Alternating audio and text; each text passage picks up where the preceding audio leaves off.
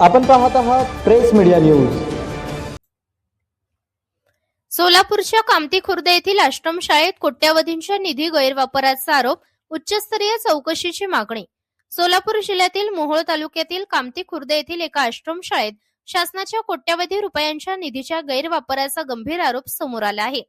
शिवचैतन्य पारमार्थिक सेवा संघ संचालित श्री परशुराम प्राथमिक आश्रमशाळा येथे आर्थिक अनियमितता झाल्याचा आरोप करत संबंधित प्रकरणाची उच्चस्तरीय चौकशी करण्याची मागणी करण्यात आली आहे।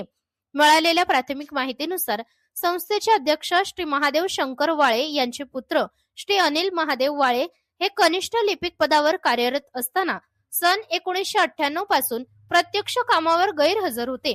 मात्र तब्बल 10 ते 11 वर्षे नियमित वेतन घेतल्याचा गंभीर आरोप तक्रारीत नमूद करण्यात आला आहे। विशेष म्हणजे त्यांच्या जागेवर दुसरे कर्मचारी प्रत्यक्ष काम करत असतानाही शासनाकडून दुहेरी वेतन अदा झाल्याचा संशय व्यक्त केला जात आहे। इतकेच नव्हे तर माध्यमिक विभागात केवळ एकच मुख्याध्यापक पद असताना 2 कर्मचाऱ्यांनी मुख्याध्यापक वेतन श्रेणीचा लाभ घेतल्याचे आरोप समोर आले आहेत। तसेच संस्थेचे अध्यक्ष स्वतः शाळेत प्रत्यक्ष कामावर नसतानाही वेतन काढल्याचा आरोपही तक्रारीत करण्यात आला आहे। ग्राउंड रिपोर्ट तक्रारीनुसार काही कर्मचारी सलग 19 महिने शाळेत गैरहजर असतानाही त्यांना शासनाकडून वेतन अदा करण्यात आले। त्यामुळे शासनाच्या सामाजिक व शैक्षणिक निधीचा मोठ्या प्रमाणावर अपहार झाल्याचा संशय व्यक्त केला जात आहे। या संपूर्ण प्रकरणाची सखोल चौकशी लोक आयुक्त, समाज कल्याण विभाग तसेच इतर मागास बहुजन कल्याण विभागाकडे करण्याची मागणी करण्यात आली आहे।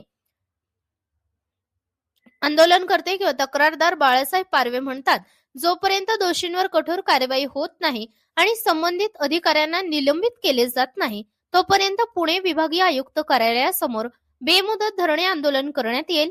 आमच्याकडे वाळे सर आणि त्यांच्या मुलांसंदर्भात ठोस पुरावे आहेत। या गंभीर आरोपांमुळे सोलापूर जिल्ह्यात मोठी खळबळ उडाली आहे।